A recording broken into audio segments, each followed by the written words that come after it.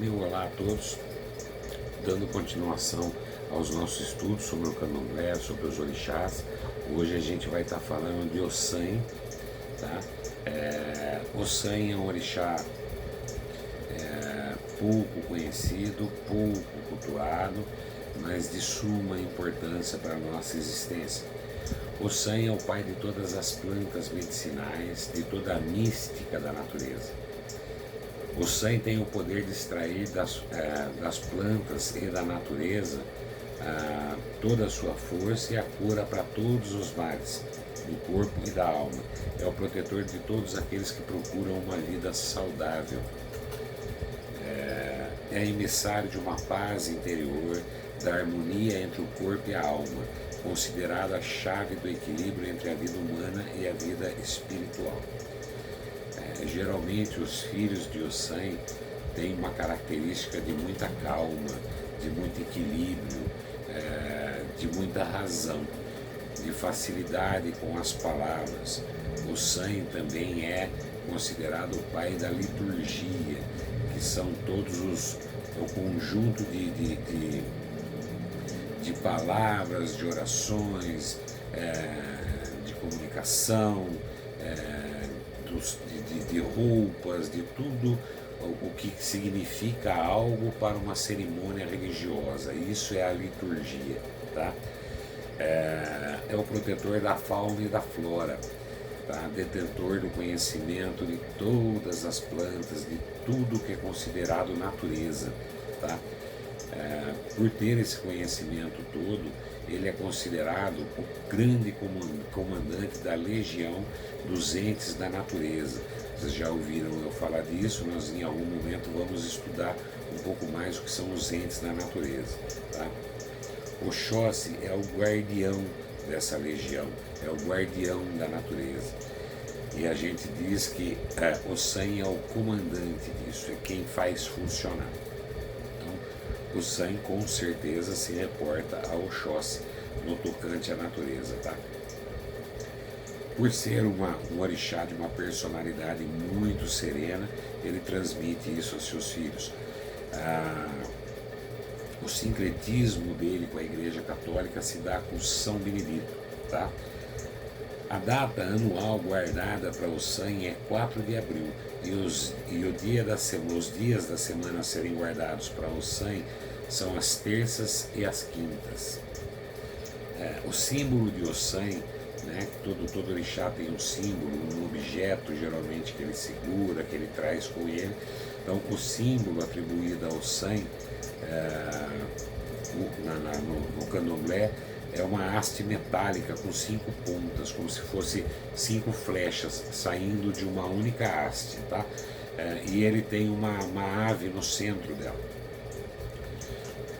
Quais são as ervas atribuídas ao Ossan? Todas as ervas da natureza são atribuídas ao Ossan.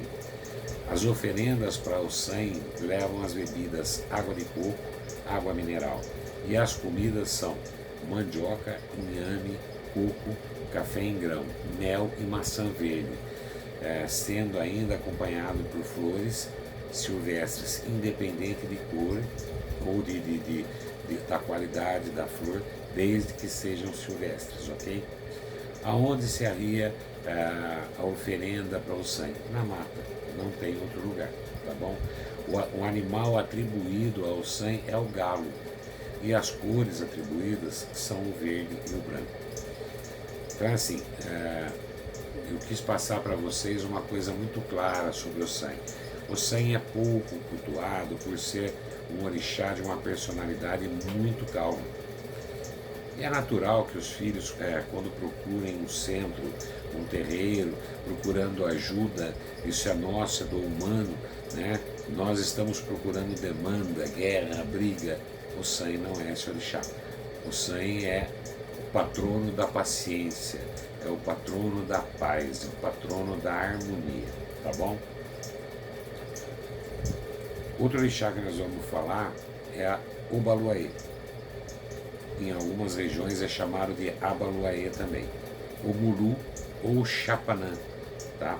Todos eles são Obaluayê. É o senhor da terra, do fogo e da morte. Esse orixá se apresenta de duas maneiras bem distintas, em horários também distintos, tá? Do nascer do sol até o pôr do sol, ele se apresenta como Obaluayê. Do pôr do sol até o nascer do sol do dia seguinte, ele se apresenta como Omulu, tá? Mas é o mesmo orixá. Ele é temido por muitos, pois o Obaluayê tem o poder de enxergar tudo.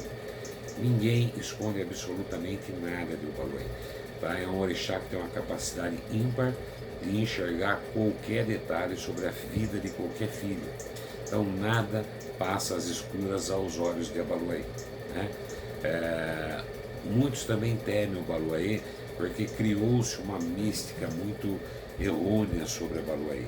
Por ele ser orixá, considerado orixá da morte, todo mundo acredita que é o orixá que vem para matar. E isso não é uma verdade, né? Muito pelo contrário.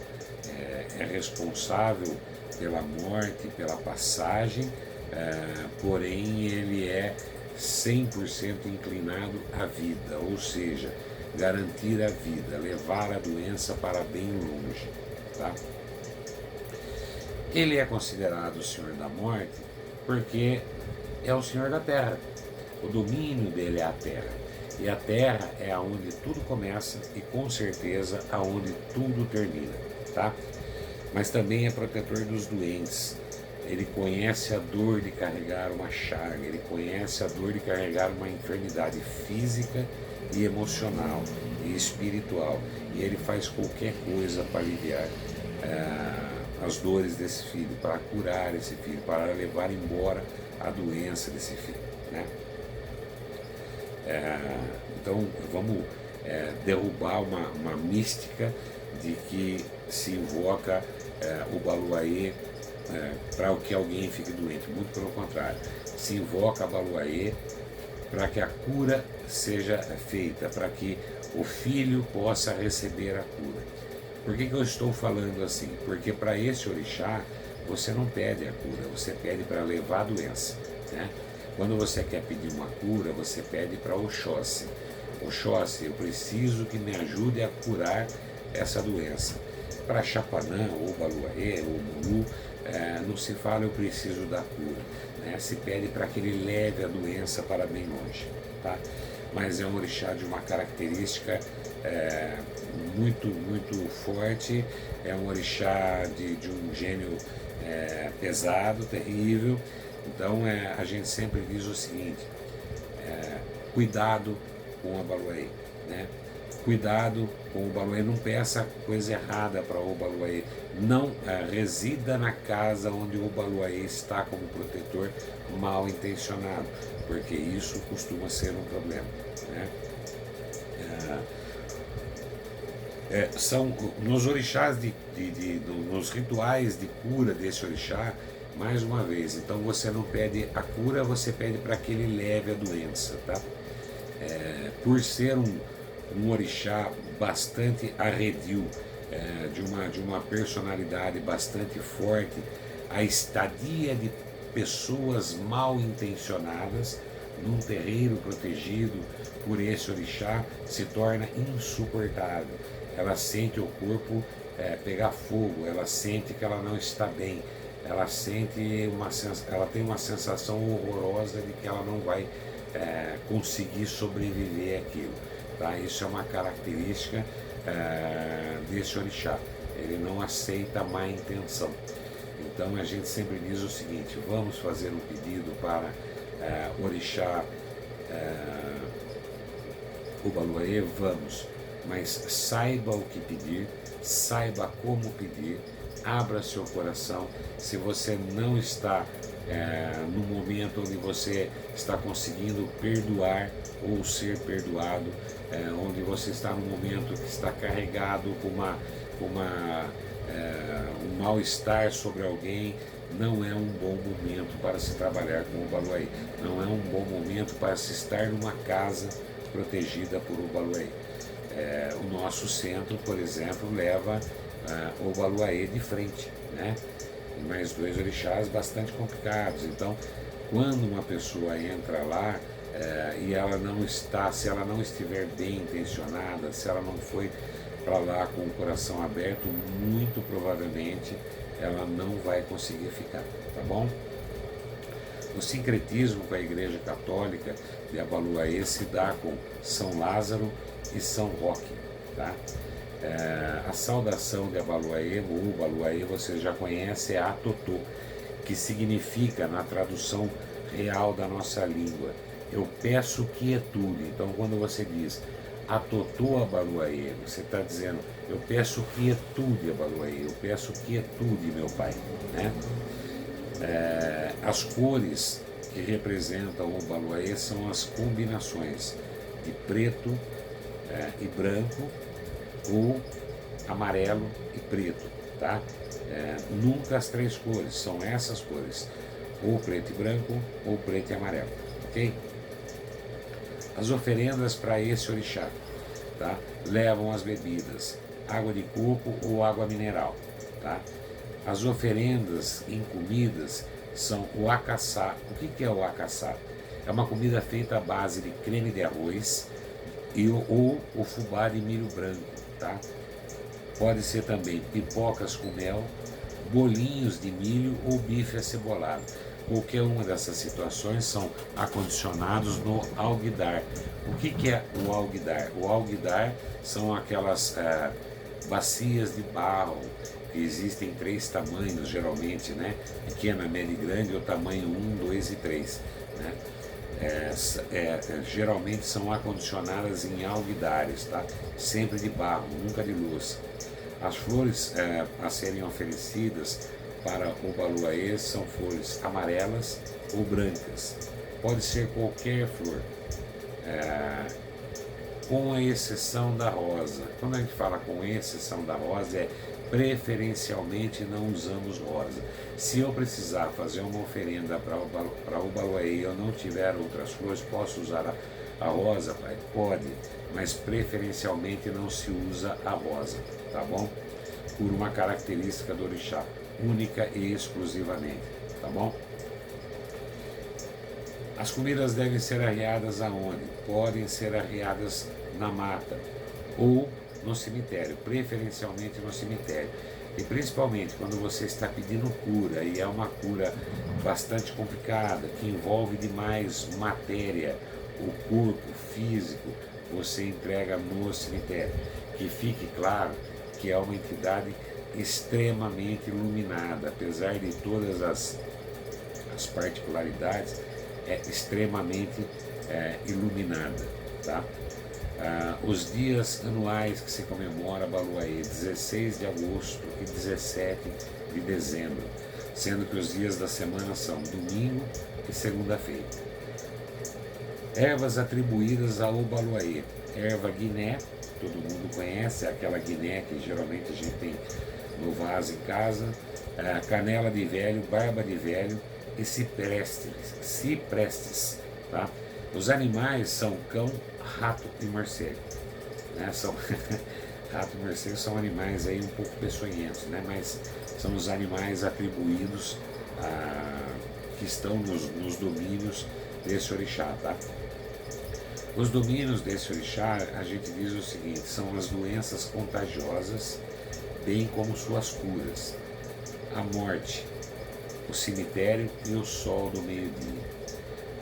Vale lembrar que quando nós estamos falando em Obaluaê, nós estamos lembrando que, assim como é um orixá capaz de criar uma grande pandemia, né, ele também detém a cura de todas elas, tá bom? Que fique claro mais uma vez, não é um orixá a ser temido, mas é um orixá a ser conhecido e respeitado. Acima de tudo, saber como se trabalha com esse orixá e o que se deve pedir para ele, tá bom? Para que a gente não tenha nenhum resultado desnecessário ou não esperado, tá bom? E suas quizilas. O que são quizilas? Uma palavra que se usa muito no candomblé. Quizila é a aversão, é aquilo que o orixá não suporta, né? Que fique claro que a grande maioria dos orixás tem as chamadas quizilas, né? A quizila desse orixá é sapo, né? O animal sapo, e claridade, tá? Excesso de claridade, ele não gosta. Então é por isso que quando você vai fazer um trabalho com linhas que são muito ligadas a esse orixá, o Baluayê, geralmente se trabalha com a luz das velas, a luz das firmezas. Vocês observam isso principalmente em terreiros, em centros que levam esse orixá como um dos orixás guardião. Quando você tem um dos orixás sendo o Baluayê como orixá guardião, as correntes geralmente trabalham sobre a luz e sobre a energia de Baluayê. Então elas passam a não se sentir à vontade também com excesso de claridade, tá bom? Então hoje vocês ouviram sobre o San e sobre o Baluayê, tá? Nos vemos no próximo. Nós estamos adiantando um pouquinho, né? A pedido do papai, do pai Átila, ele pediu para adiantar um pouquinho esses nossos vídeos, porque ele quer que termine isso nas próximas semanas agora, tá bom? Então, na próxima nós vamos falar de provavelmente mais 2 orixás, e acabando a gente já entra em todas as outras partes de cultos, de costumes, de banhos, o porquê disso tudo, enfim, tá bom? Muito obrigado, que a paz do nosso Senhor Jesus Cristo esteja com todos vocês, tá bom?